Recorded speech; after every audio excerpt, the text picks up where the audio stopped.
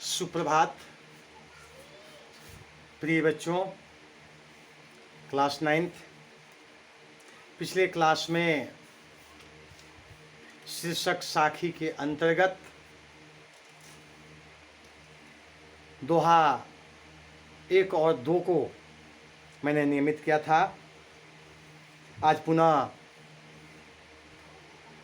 शीर्षक पाठगत बातों को नियमित करते हुए दोहा 3 को उनके संदर्भों, उनके भावात्मक बातों से आपको अवगत कराएंगे।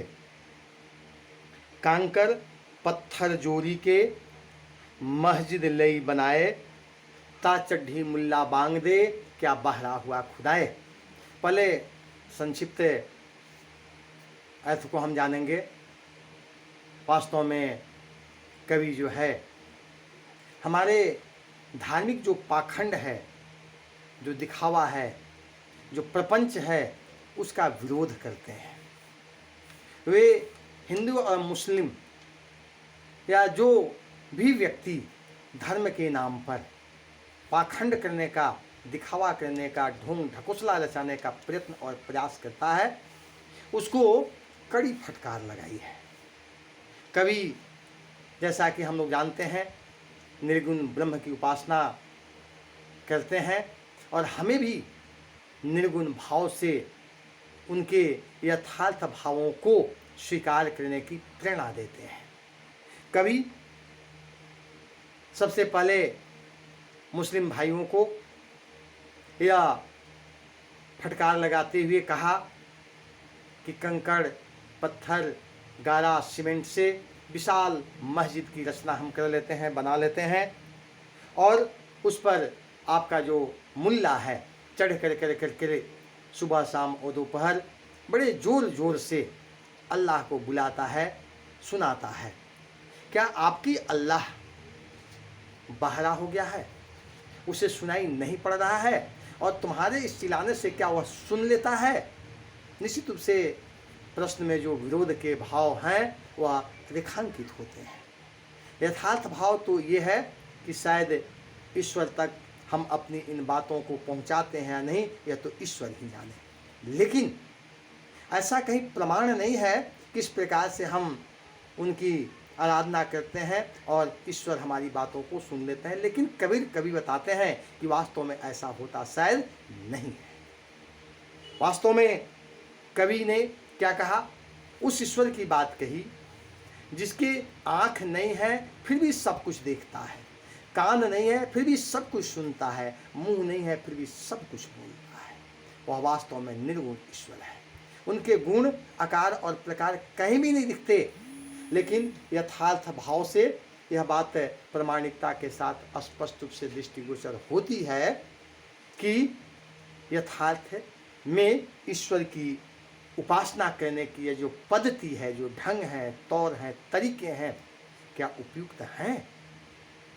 अगर हम उपयुक्त मानते हैं तब तो इसमें कुछ वाह जो आडंबर है दिखावे का, यह कदापि नहीं होना चाहिए। और आडंबर तो है, चाहे हिंदू धर्म में हो, मुस्लिम धर्म में हो, किसी भी धर्मावलंबियों को देखिए, वह वाह आडंबर से परिमार्जित होते हैं।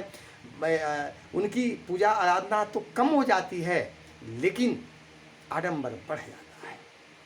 कवि हमें यह बताने का प्रयास करते हैं कि जिस प्रकार से मुर्गे की भांति सुबह होते ही बांग देने का कार्यक्रम हम शुरू कर देते हैं, इससे ईश्वर खुश हो जाता है, सो बात नहीं है। ईश्वर नहीं सुन पाता है, ऐसी भी बात नहीं है। बल्कि सच्चाई तो ये है कि किसी भी हालत में ईश्वर जो है इन बातों को सुना अनसुना कर देता है, क्योंकि यह वाह आडंबर है, यह मात्र दिखावा है। इसमें शायद ईश्वर भक्ति, अल्लाह भक्ति थोड़ी कम है।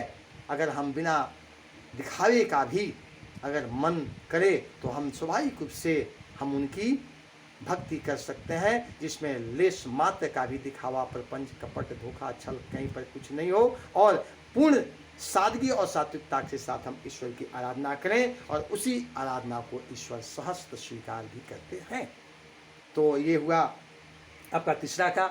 चौथा जो आपका दोहा है उसमें हिंदुओं को फटकार लगाते हुए कवि ने क्या कहा, पाहन पूजे तो हरि मिले, मैं पूजू पहाड़, ताते ये चक्की भली, पिस खाए संसार। कर्म प्रधान विश्व करी राखा, जो जस करे तस फल चाखा। यह तुलसीदास की बात है। कर्म की प्रधानता है और उसके परिणाम भी हमें हस्तगत होते हैं, लेकिन पत्थर पूजने से ईश्वर की प्राप्ति कभी किसी को हुई है, शायद यह दिखाई सुनाई नहीं पड़ता। यह समझ से निश्चित रूप से परे है।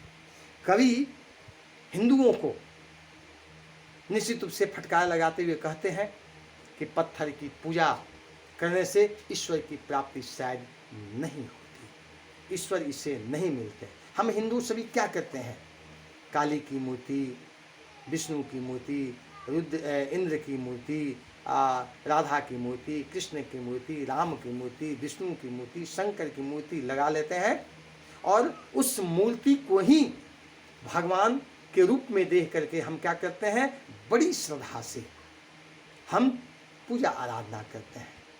कवि का यह भाव है कि यदि पत्थर पूजने से ईश्वर मिलते हैं तो मैं विशाल विशाल जो पहाड़ हैं पत्थर के, उसकी पूजा करूं ताकि सभी प्रकार की ईश्वर की प्राप्ति स्वतः एक बार में ही क्यों न हो जाए। लेकिन यह तो उपहास है, मजाक है, ऐसा नहीं होता। यह भी एक दिखावा है, यह भी एक षड्यंत्र है, यह भी एक प्रपंच है। इसे करने से हमें कुछ नहीं मिलता। एक बात स्पष्ट है कि इससे शायद ईश्वर की प्राप्ति नहीं होती है। नहीं, क्या कहा, पाहन पूजे तो हरि मैं पूजूं पहाड़। नहीं, अगर ईश्वर की प्राप्ति का साधन पत्थर पूजा ही है तो मैं चाहता हूँ कि विशाल से विशाल पत्थर के जो पहाड़ हैं उनकी पूजा करूँ ताकि हमें ईश्वर की प्राप्ति हो। लेकिन आज तक शायद ऐसा संभव कदापि नहीं हो पाया है। साथ ही साथ ताते ये चाकी भली, पिस खाए संसार। आप देखिए, हम लोग गेहूँ को उस चक्की में डालते हैं, उसका आटा बनाते हैं और उससे हम अपना क्षुधा को तृप्त करते हैं। काश पूजा यदि करनी ही है तो क्यों न इस चक्की की पूजा करें जो क्षुधा तृप्ति के साधन में हमारा सहयोग देता है। कर्म करते हैं और इससे हमारा मन, शरीर के जो क्षुधा है वे तृप्त होते हैं, भूख हमारी मिटती है, तृष्णा हमारा खत्म होता है। तो इस प्रकार के सात्विक कार्य कर करके भी ईश्वर की प्राप्ति की जा सकती है। कहने का अभिप्राय स्पष्ट है कि अगर हम मनोयोग से कर्म करें तो उस कर्म की तपस्या में भी ईश्वर की प्राप्ति शायद हो जाएगी। आज आधुनिक काल में मंदिर हमारे कल कारखाने हैं, उद्योग धंधे हैं।